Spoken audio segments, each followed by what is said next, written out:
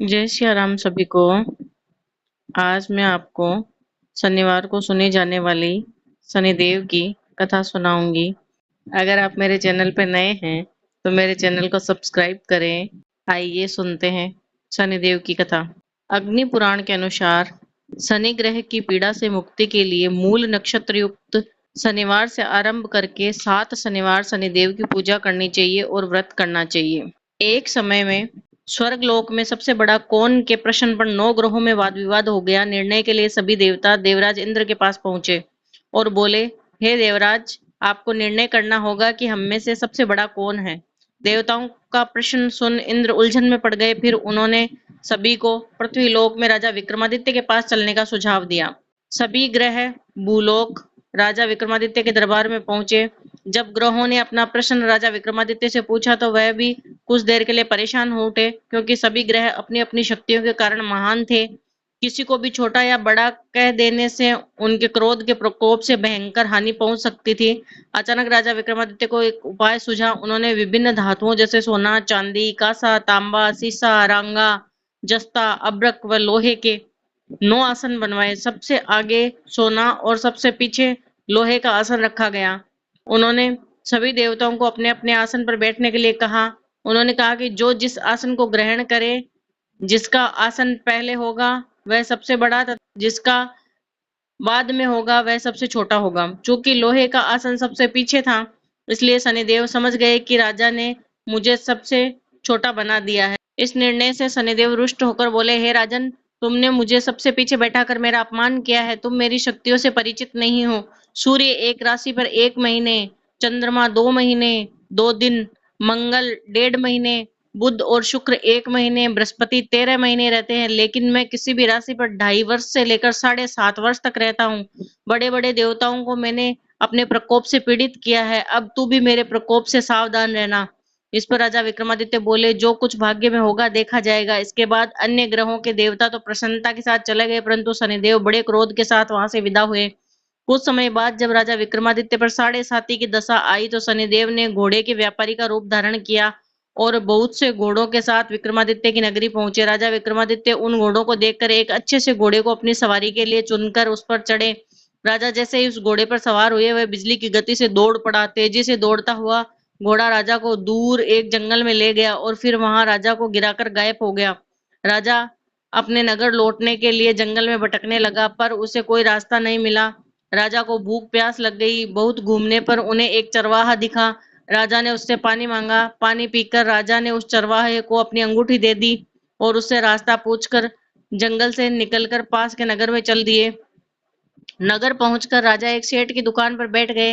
राजा ने कुछ देर दुकान पर बैठने से सेठ की बहुत बिक्री हुई। सेठ ने राजा को भाग्यवान समझा और उसे अपने घर भोजन पर ले गया। सेठ के घर में सोने का एक हार खूंटी पर लटका हुआ था। राजा को उस कमरे में छोड़कर सेठ कुछ देर के लिए बाहर चला गया। तभी एक आश्चर्यजनक घटना घटी। राजा के देखते ही देखते खूंटी सोने के उस हार को निगल गई। सेठ ने जब हार गायब देखा तो उसने चोरी का संदेह राजा पर किया और अपने नौकरों से कहा कि इस परदेशी को रस्सियों से बांधकर नगर के राजा के पास ले जाओ। राजा ने विक्रमादित्य से हार के बारे में पूछा तो उन्होंने बताया कि खूंटी ने हार को निगल लिया। इस पर राजा क्रोधित हुए और उन्होंने चोरी करने के अपराध में विक्रमादित्य के हाथ पांव काटने का आदेश दे दिया। सैनिकों ने राजा विक्रमादित्य के हाथ पांव काटकर उन्हें सड़क पर छोड़ दिया। कुछ दिन बाद एक तेली उन्हें उठाकर अपने घर ले गया और उसे कोल्लू पर बैठा दिया। राजा आवाज देकर बैलों को हाँकता रहता। इस तरह तेली का बैल चलता रहता और राजा को भोजन मिलता रहता। शनि के प्रकोप की 7.5 पूरी होने पर वर्षा ऋतु शुरू हुई। एक रात विक्रमादित्य मेघ मल्हार गा रहे थे। तभी नगर की एक राजकुमारी मन भाविनी रथ पर सवार उस घर के पास से गुजरी। उन्होंने मल्हार सुना तो उन्हें अच्छा लगा और दासी को भेजकर गाने वाले को बुला लाने के लिए कहा। दासी लौटकर राजकुमारी को अपंग राजा के बारे में सब कुछ बता दिया। राजकुमारी उसके मेघ मल्हार से बहुत मोहित हो गई और सब कुछ जानते हुए भी उन्होंने अपंग राजा से विवाह करने का निश्चय कर लिया। राजकुमारी ने अपने माता पिता से जब यह बात कही तो वह हैरान रह गए। उन्होंने उसे बहुत समझाया, पर राजकुमारी ने अपनी जिद नहीं छोड़ी और प्राण त्याग देने का निश्चय कर लिया। आखिरकार राजा रानी को विवश होकर अपंग विक्रमादित्य से राजकुमारी का विवाह करना पड़ा। विवाह के बाद राजा विक्रमादित्य और राजकुमारी तेली के घर में रहने लगे। उसी रात स्वप्न में शनिदेव ने राजा से कहा, राजा तुमने मेरा प्रकोप देख लिया, मैंने तुम्हें अपने अपमान का दंड दिया है। राजा ने शनिदेव से क्षमा करने को कहा और प्रार्थना की कि हे शनिदेव, आपने जितना दुख मुझे दिया है अन्य किसी को मत देना।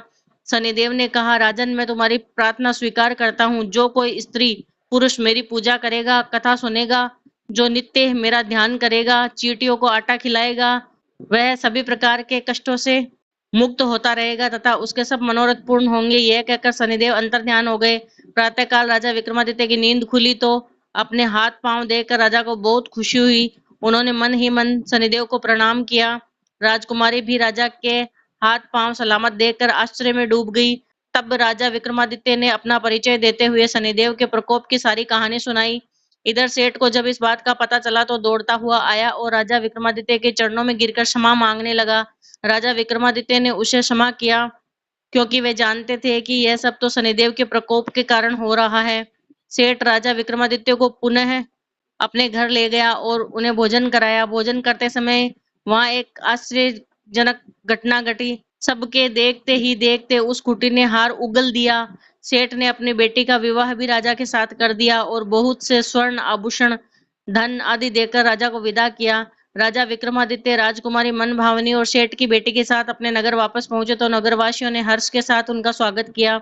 अगले दिन राजा विक्रमादित्य ने पूरे राज्य में घोषणा कराई कि शनिदेव सब ग्रहों में सर्वश्रेष्ठ हैं। प्रत्येक स्त्री पुरुष शनिवार को उनका व्रत करें और व्रत कथा अवश्य सुने। राजा विक्रमादित्य की घोषणा से शनिदेव बहुत प्रसन्न हुए। शनिवार का व्रत करने और व्रत कथा सुनने से शनिदेव की अनुकंपा बनी रहती है और जातक के सभी दुख दूर होते हैं। हे शनिदेव, आप सभी पर कृपा बनाए रखें, सबकी मनोकामना पूर्ण करें, अपनी दया दृष्टि सब पे बनाए रखें। अगर आप मेरे चैनल नए हैं तो मेरे चैनल को सब्सक्राइब करें, वीडियो को लाइक करें और शेयर करें। जय सिया राम।